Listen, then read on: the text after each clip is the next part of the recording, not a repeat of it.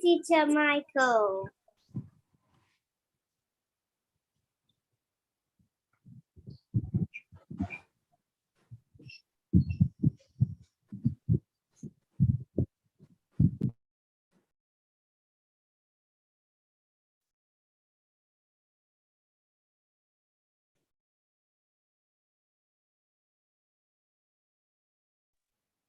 Hello, everybody. Sorry, I just realized my microphone was on mute. Hi, Teacher Michael. Hello, Bon.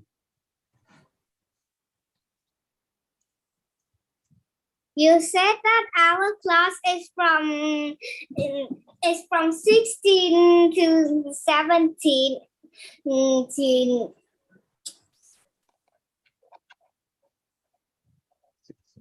4 to 5, 7 to 8. Yes. So how many students are we expecting in this class? I believe it's 10.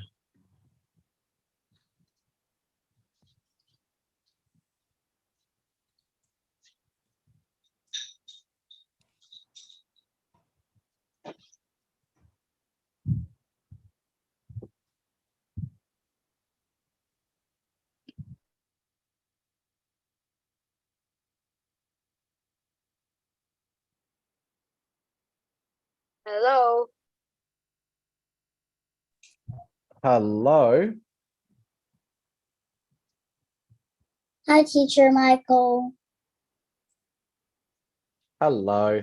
So are we waiting on any more students, or should we begin?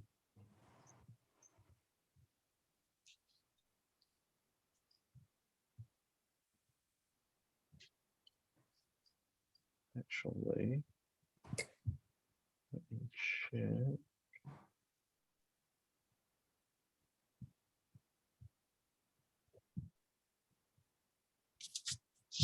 Oh, perfect.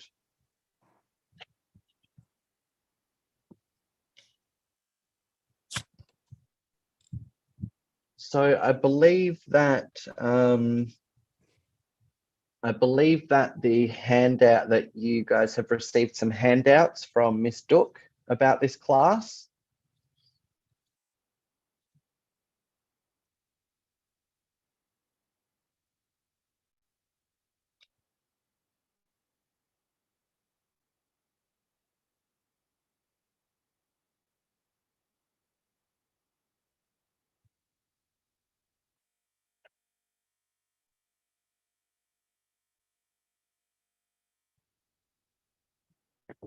There we go. We're getting a couple more now.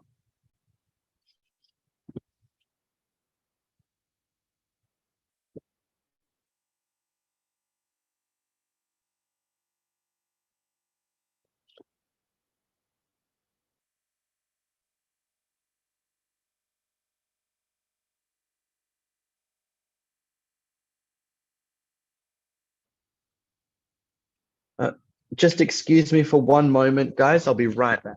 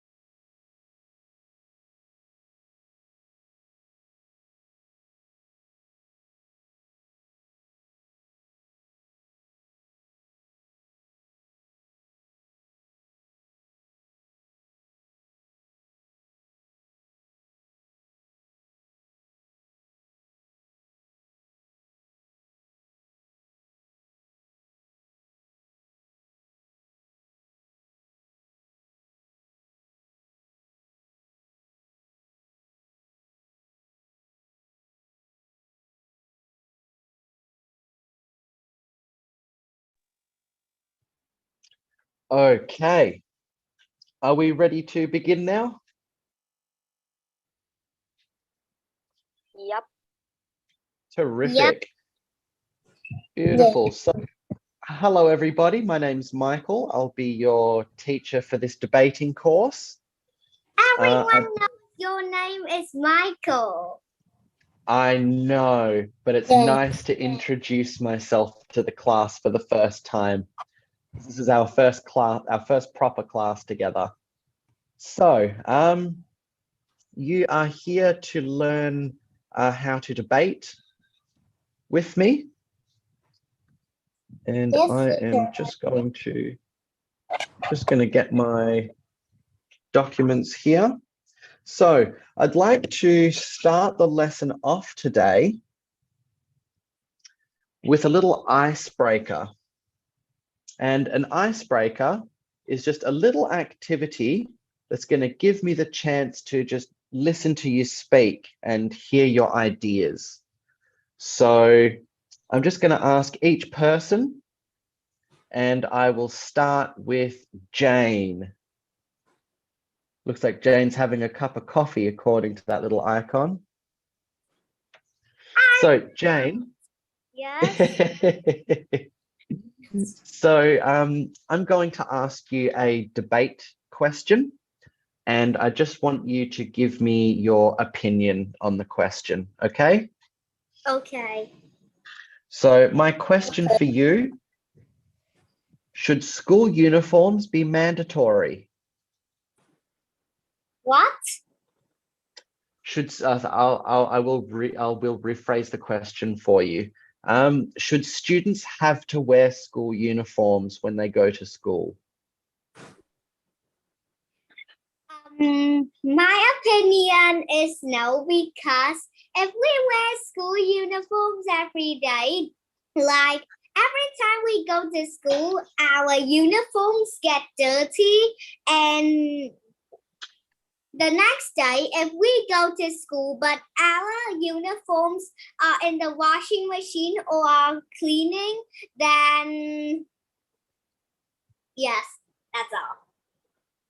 Okay, so you don't think that students should have to wear school uniforms, because if they keep wearing school uniforms, they're going to get dirty and start to stink. Is that right?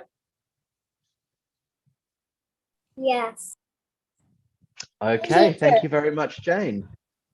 I think So we should wear uniform, so it is I'm going going to to ask be you a cool. different question, Bon. You get a different question. Everybody gets a different question.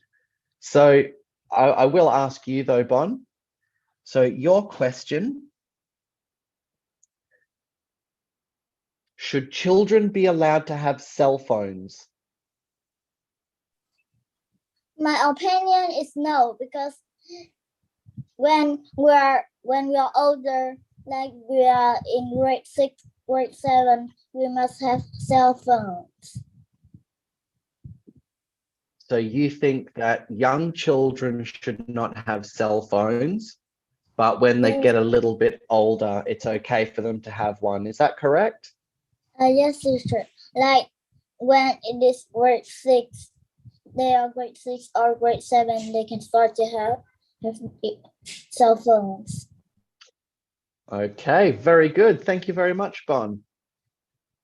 I'll ask Ben next.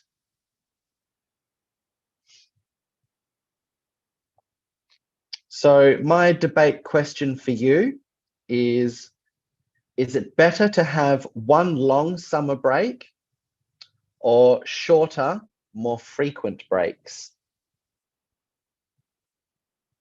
I think it's shorter. So you think shorter breaks, but more breaks? Shorter breaks.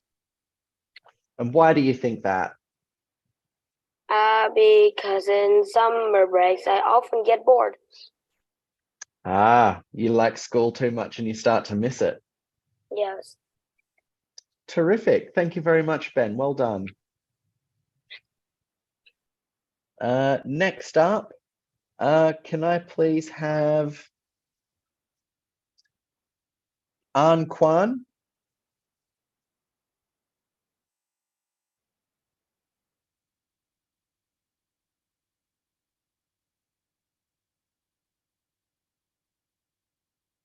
An Kwan?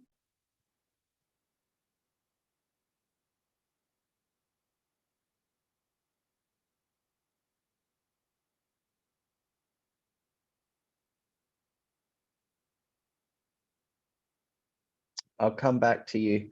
Anna, I'll ask you next, please. Yeah. Okay. Anna, your question is it better to have a birthday party or to receive a special gift for your birthday? Is the birthday party because the special gift is maybe is so expensive. And we just need to go to the birthday party and the small gift, but this gift is don't have to expensive, and this gift is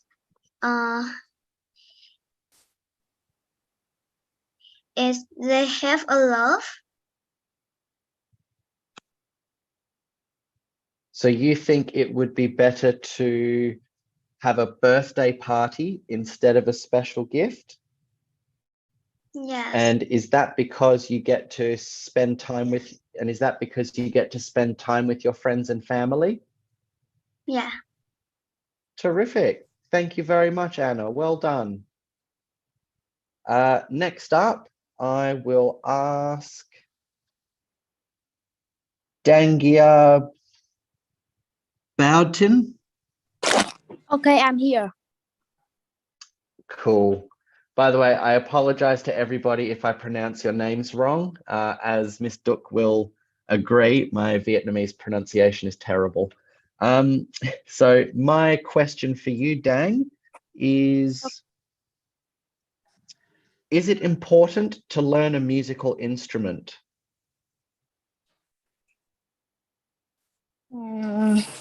My opinion is no, because when we learn another thing important more in our life, like math and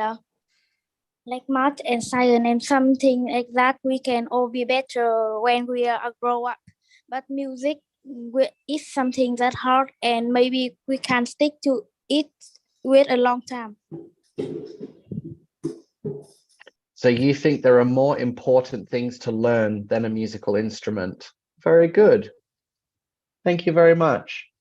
Okay, next up, I will ask An Kwan. Yes, teacher. Hello. So my question for you is reading better than watching television? What?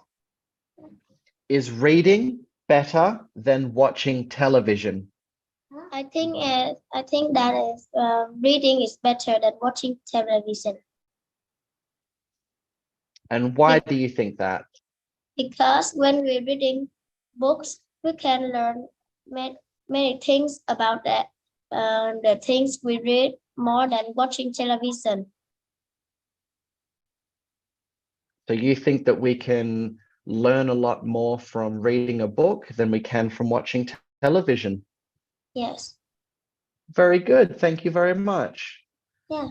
And I think the only person left to ask is Darari. Hello. Hello. So my question for you, is it important to have a bedtime? Sorry, I can't hear. Is it important to have a bedtime? I think it's really important. It's And quite a why do you hard think that? question.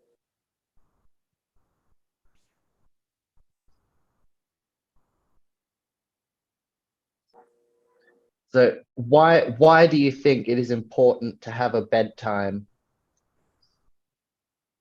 Because Sorry, I can't answer this. That's all right. Would you like a different question? Yes. Okay. So my question for you, where is it here?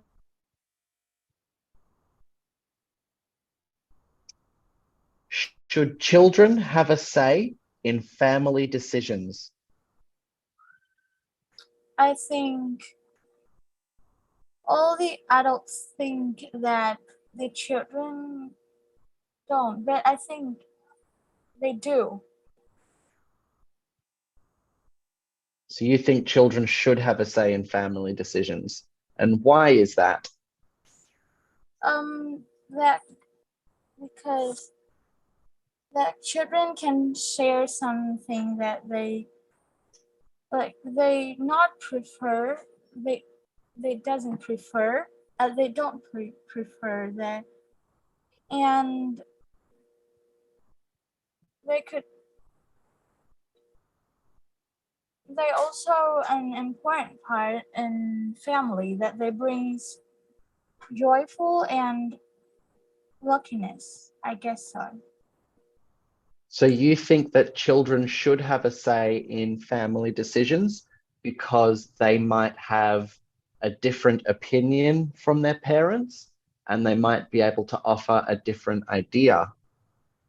Yeah. Very well done. Good job, everybody. That was great getting to listen to your opinions and your answers to those questions. So now we are going to talk about, and this was one of the handouts that you would have gotten. We're going to talk about some definitions of some words. So these are all important words when it comes to debating.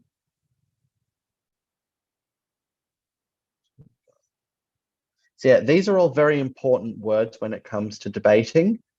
And so it will make these lessons a lot easier. And it will also make actually debating, when we get ready to do that, it will make that a lot easier too, if we learn these definitions.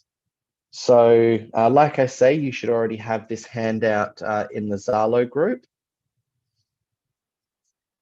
But we're going to cover it now as well, and then you can study it in some free time as well. So our first word, I'm going to write it in the chat, is debate. And debate is a structured discussion where opposing viewpoints are presented and arguments are made. So a structured discussion simply means that there is an order that the debate needs to go in, and it's important that we stick to that order. Opposing viewpoints just means that both sides of the argument will be talked about. So one team will agree, one team will disagree, and they present arguments to one another to try and win the debate and convince the audience who is right. The second word is theme. And the theme is the central topic or the subject of the debate. And what that basically means is, what are we arguing about?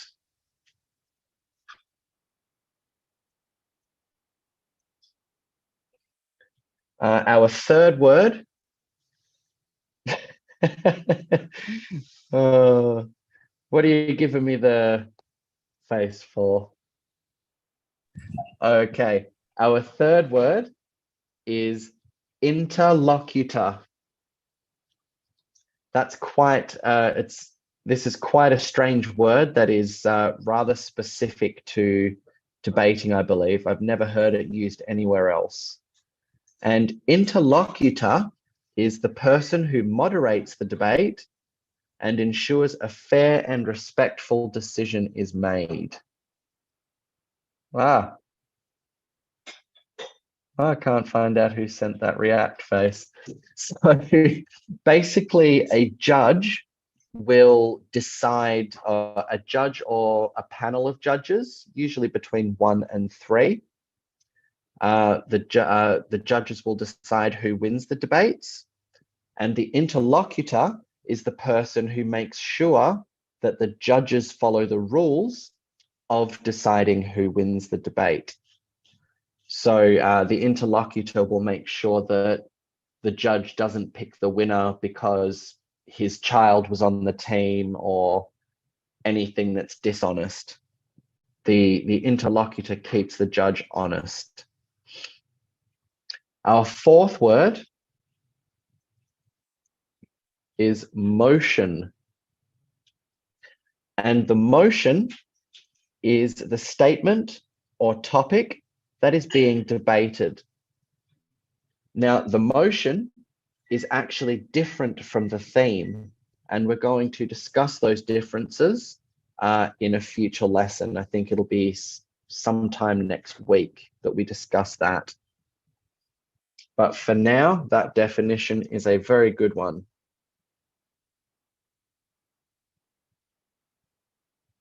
Our next word is proposition.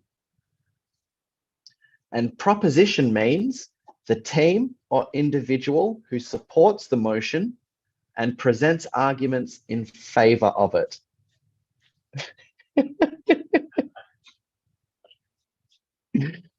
Why are you using that react face for every word? I get the hearts and the thumbs up, but what's with the face? So proposition is basically a fancy way of saying the affirmative team or the team that agrees with the topic that is being debated.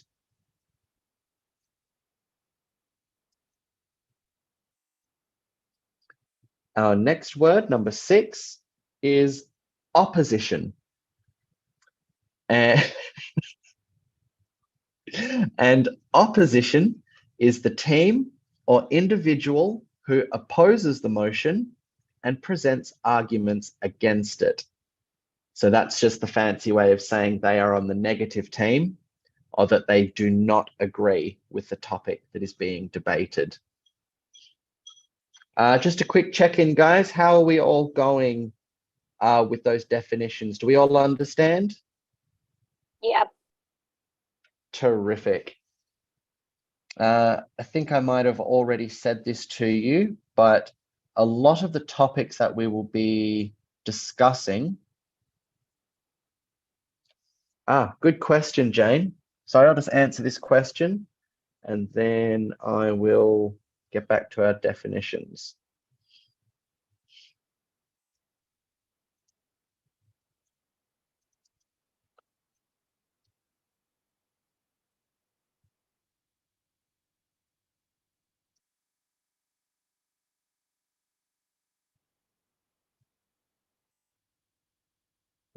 Actually.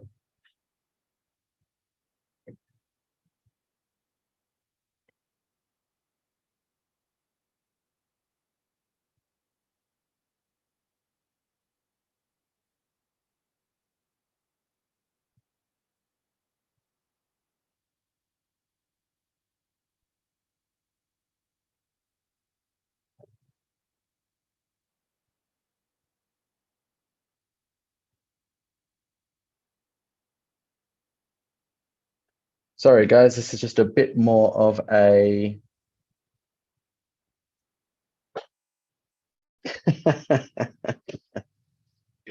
debate means more than just D plus bait.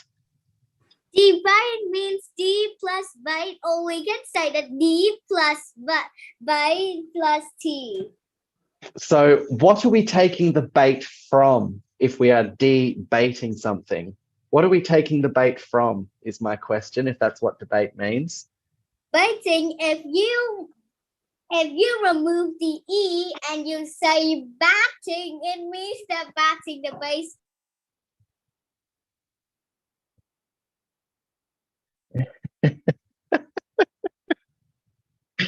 Oh, that's funny. Okay, I've almost finished with this answer.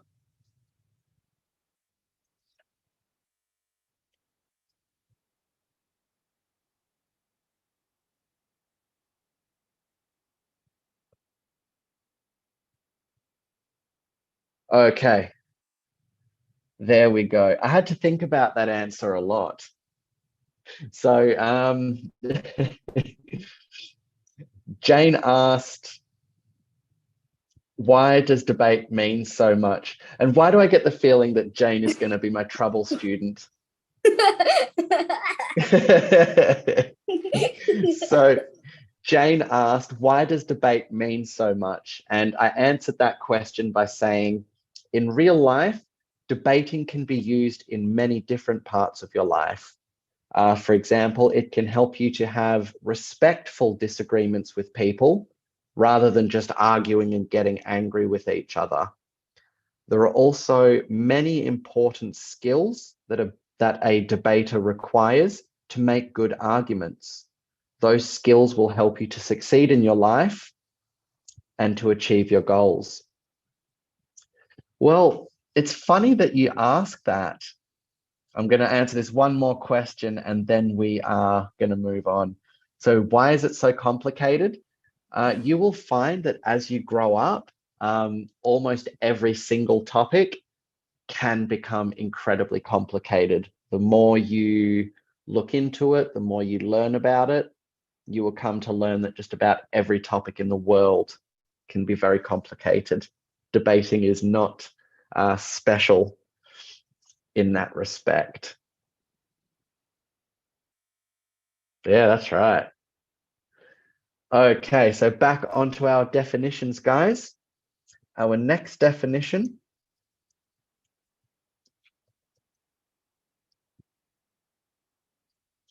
Turn caps lock on. That looks silly. There we go. Is the teal paragraph structure. And the teal paragraph structure is going to become... T Well, that's means good. topic sentence, E means explain, E means evidence, and L is link. Very, very good. That is exactly correct. So this is basically the structure that we're going to learn to use properly to be able to make an argument that will be able to convince the audience and the judges that your side of the argument is correct. So as we just heard, the T stands for topic sentence. And the topic sentence is the word that we use to introduce the idea that we want to talk about. The first E stands for explanation. And, excuse me, the explanation is where we expand on the topic sentence. So we give it more detail and really justify our claim. Yes, hello? I'm just sending these to you. What am I doing? I meant to send those to everyone.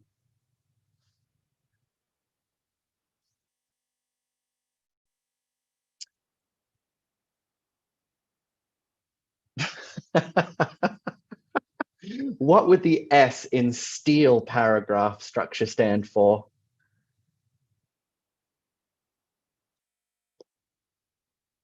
Have a think about that and get back to me. So our next E, our second E, is the evidence. And the evidence... Focus, guys. Come on. We've got a lot of stuff to get through. So our second E stands for evidence, and that is where we back up our claims by giving... we might quote somebody, we might list a statistic, we might reference a news article from a newspaper, just about any information to back up the claim that we're making. That is what we use and call evidence. And finally, The L stands for linking sentence. Why am I direct messaging Jane? I want to talk to everybody.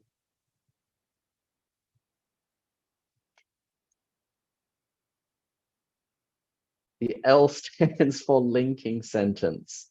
And linking sentence is where we tie the entire paragraph together and we really summarize our argument into one sentence that just justifies everything. Okay, we're halfway there, guys. We're doing great. We're doing great. Our next word is ethos. Behave, Ben. Our next word is ethos. And ethos is an appeal to ethics or credibility to persuade the audience. So ethos is, I suppose, the technical term for providing evidence. It means to appeal to somebody's ethics, so what they believe is right, or their credibility, which is what people or who people will listen to or believe. So basically, we're trying to borrow people's credibility by quoting them to increase the chances that the audience will believe us when we make an argument. Our next word is pathos. And pathos is an appeal to emotions to persuade the audience. So if you are talking about something that just makes you the happiest person in the world, a very good tactic that you can use is to try and make your audience feel as happy as you feel about what you're saying. And so by doing that, by making them feel as happy as you feel, you are using pathos.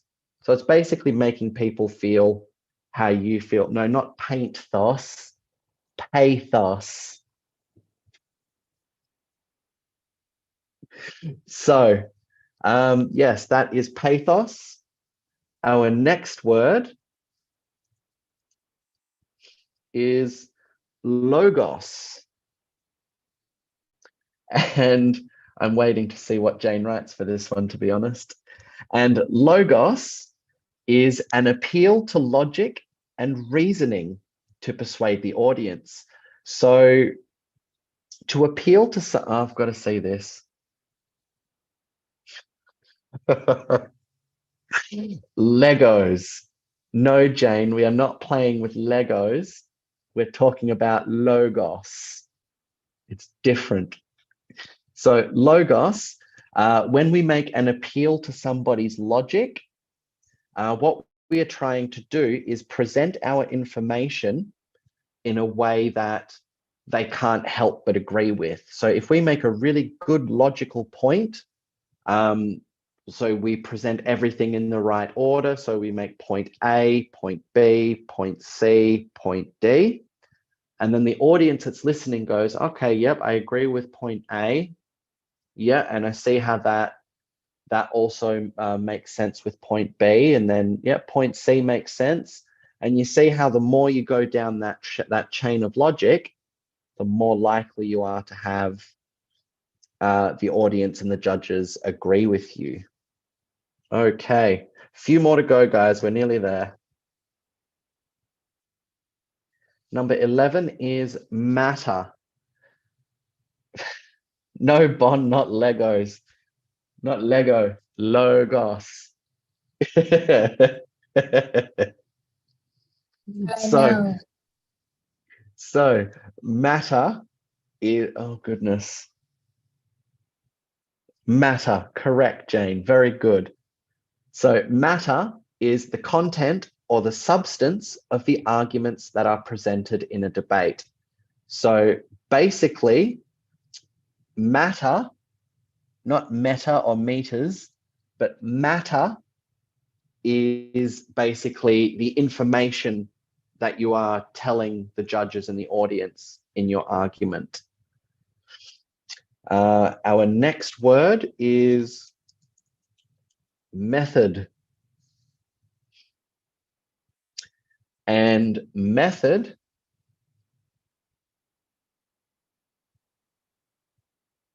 oh, good heavens. Sorry, I just saw that other comment there. So method, back on track, is the strategy or approach used to present arguments in a debate. So method is like the order of the information that we give the audience. So that is very similar to logos. Not method, not my tooth. Yes, exactly, Jane. It's similar to the meaning of method in science. It's almost like the recipe or the procedure for doing something. Very good, Jane. Very good. So yes, method is the strategy you use and the order that you present your information in. And once we get on to discussing that topic properly, you'll actually see how important that can be. It can actually change the entire result of a debate if someone doesn't use a good method. And our next word is manner. Now, manner is the style or delivery of the arguments. No, matter was a couple of answers ago, but manner is the style or delivery of the arguments in a debate. Now that refers to things like your tone of voice or your facial expressions or your body language. So for example, if I'm talking about a topic that would make a lot of people angry or it would make a lot of people sad, I'm not going to be presenting this information with a big smile on my face and really excited and jumping around to tell you that information. I'm not going to. Similar. Yes, Jane, very good. Similar to using manners when you go out in public. But yeah, so manner is just your overall body language, facial expressions, and how you use your voice. We'll be learning that as well later on in this course. All right, a couple more to go, guys. We're almost home. Number 14 is team line. Try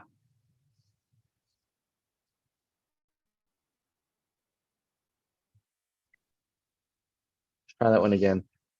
There we go. So team line, team lining. No, I don't even know what a team lining is, Jane. Not lime tea either, Ben, no. So a team line is... Oh, goodness. Okay, serious face, serious face. So a team line is the main argument that is offered or the position that is taken by a debating team. So what that means, no, not a team lie, a team line. So the team line basically means that everyone on the team is arguing the same thing and that everybody's arguments want to support the rest of the arguments made by the team. So no one on a debating team is just kind of going out there and doing their own thing. Everybody's arguments need to support the team's arguments. Yes, there are two teams against each other, but the team line refers to only one team. That team wants to make sure that all of their arguments help each other out. And then the other team will also want to make sure that their arguments help their team out. And our last definition, we've done it, guys. No, oh, the two debating teams are arguing with each other. So the two teams are arguing with each other, but this team wants to get along with itself and this team wants to get along with itself. It's not good if there's argument amongst a debating team. Yes. Very good, a debate match. Similar to a soccer match, only there's no soccer ball involved and they sit at a table. Now, the last definition is the team split. And the team split is the distribution of arguments and the responsibilities amongst team members. And no, it's not the same as a banana split or a spirit. No. So a team split is simply, so let's say that a debating team has done its research and come up with its arguments, and it knows, it's come up with 6 arguments, let's say. One debating team has 6 arguments. Now that debating team has 3 members on that team. So the team split would be which team member is going to make which argument. And this will actually be a very important strategy for later on in the course when we start practicing for debates. No, we're not going to split a teammate. We're not going to cut anybody in half, and the team is not splitting in 2. I like your imagination though, guys. That's quite good. So the team split, for example, would be, let's say this team has 6 arguments to make. Yes, I am serious. I like your imagination. It's making me laugh. So one team, 3 members, 6 arguments. So the team split would be, for example, if team member 1 makes arguments 1 and 4, team member 2 makes arguments 2 and 5, and team member 3 makes arguments 3 and 6. Or another team split might be maybe speaker number 1 takes arguments 1 and 6. Team member 2 takes 2 and 5. Wait, 2 and 5 again? That's just how my random number generation happened to work out. But and team member 3 might take arguments 3 and 4. So you can see those 2 different methods of dividing up the arguments amongst the team, and that is what the team split is. Which team member makes which argument? Okay, whose brains have melted out of their head with all that new information? Good, I like it that you're all keeping up. So, no, it doesn't, it has nothing to do with fractions. That was just me trying to type out the team member and the arguments that they would take in a debate. Okay, so you guys have done fantastic with those definitions and the elements of the debate. We're going to discuss now the examples of some debating topics. So you guys got some examples at the beginning of the class when we did the icebreaker exercise, and I asked you all about, asked you for your opinions on those questions. So who here would like to give me an example of a debating question? So who here would like to try and think of a debate question? Ben?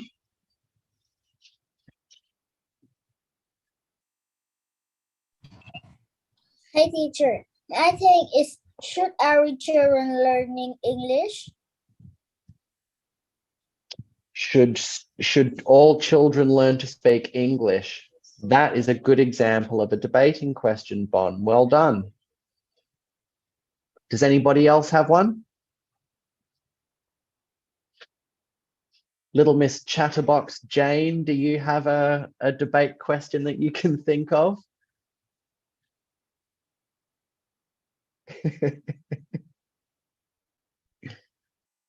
Ben, do you have one that you can think of? I'm typing. Ah, all right. Ben's typing his debate question into the chat box.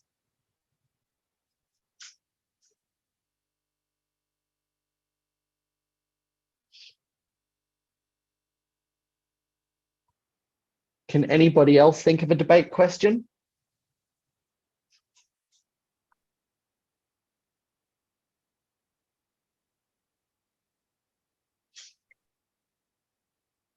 So we've had a good one from Bon. We're getting one from Ben coming in soon. Does every student have to learn to speak English? That's the same one that Bon gave.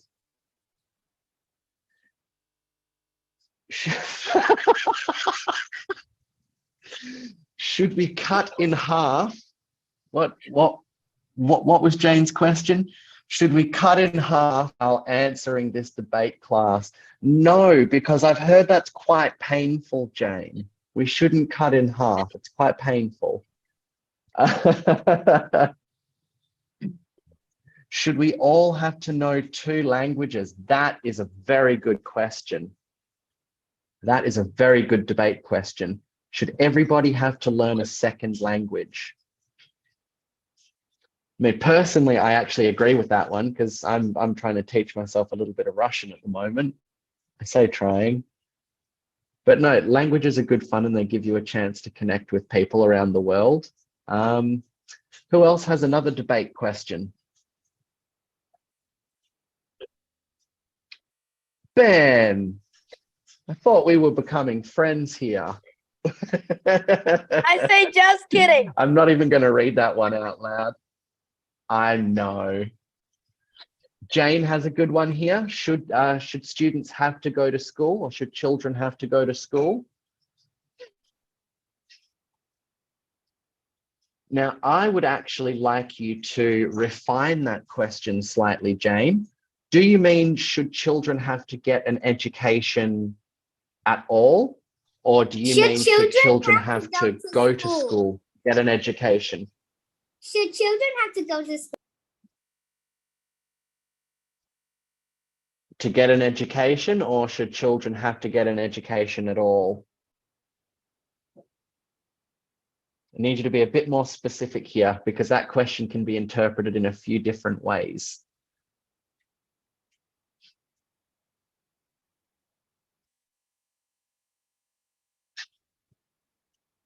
Do students have to take a summer break? That's a good one. All right, I guess Jane's just going to leave her question all ambiguous and mysterious like.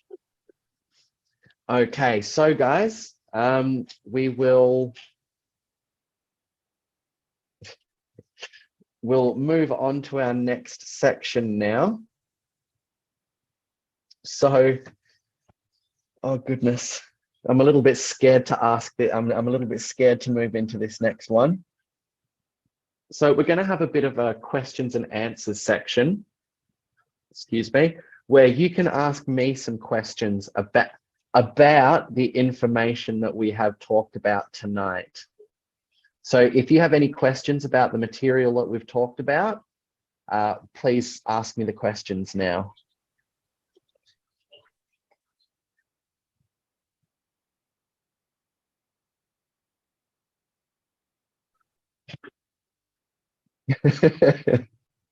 You're making me nervous with the smiles on your faces. Makes me wonder what you're going to ask.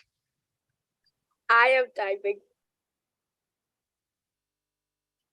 Oh, goodness. Be kind, Ben. Yeah, this is kind. Should we say, like, is this complicated in a debate class? What do you mean? What does that question mean, Mr. Ben?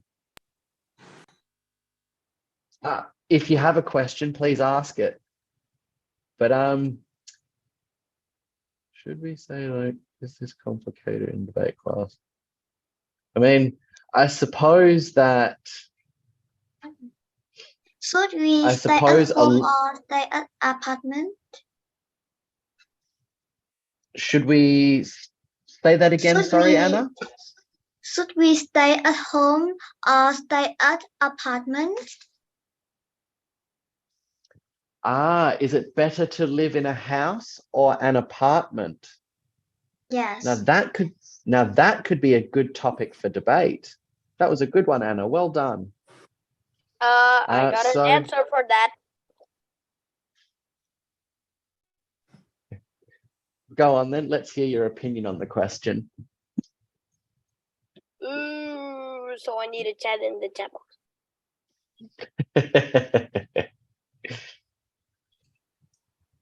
I think we should live in an apartment so the tornado doesn't fly our house away.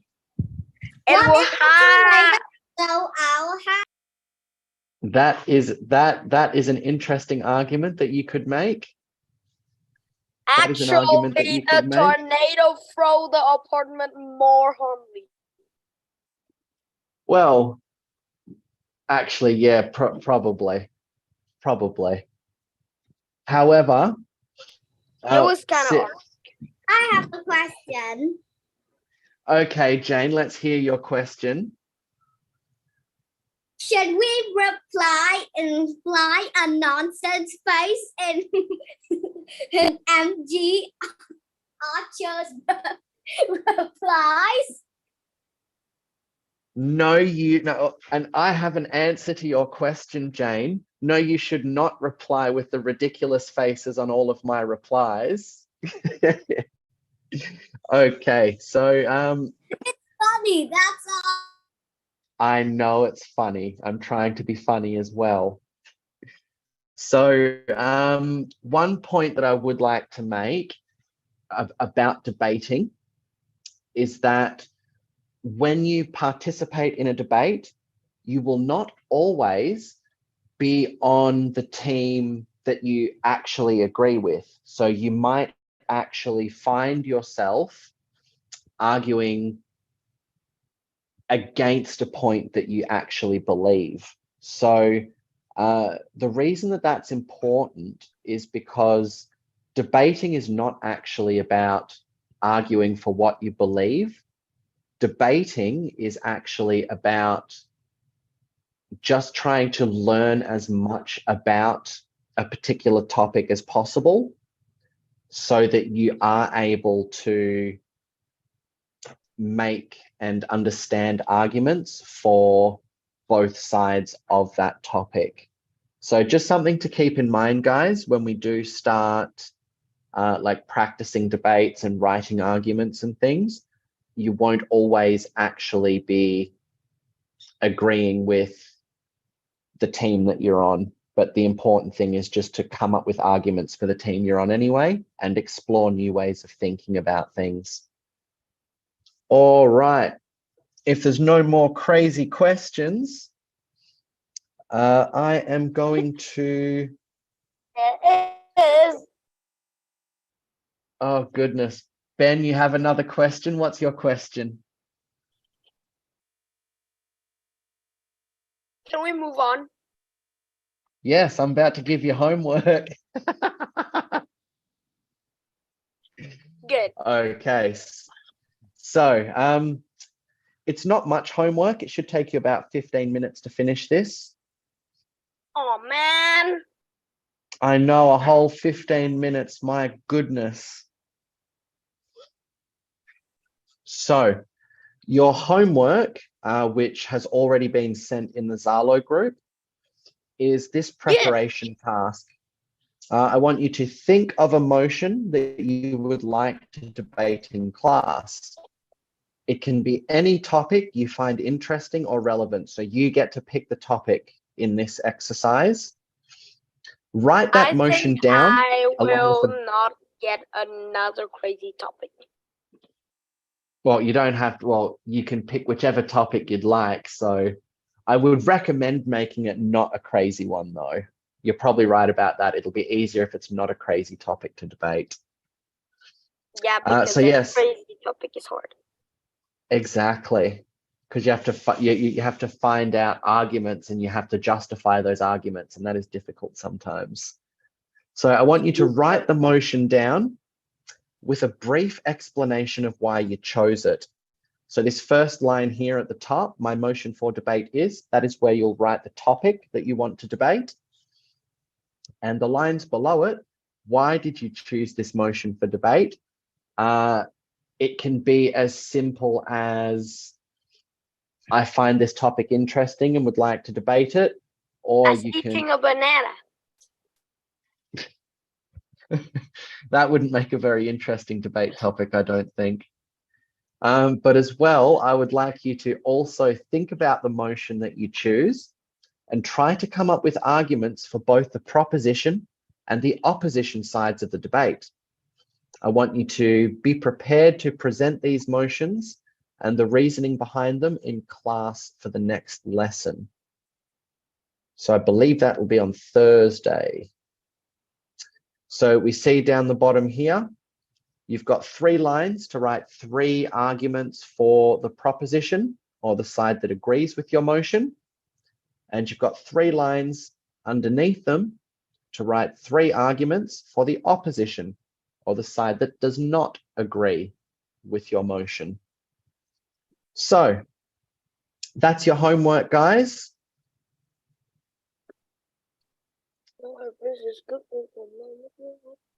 I've had a lot of fun in this class today.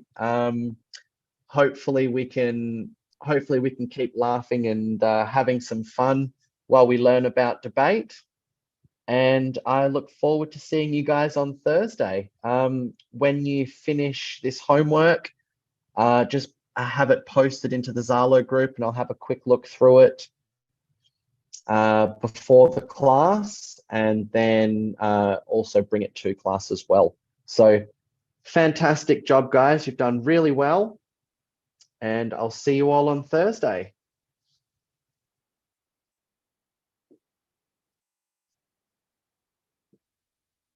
I should stop sharing my screen. So I'll see you later, guys. Bye. Bye, teacher. Bye. Bye, teacher. Bye, everybody. Bye. Great work today. Bye. Bye. Bye. Bye. Bye-bye. Goodbye.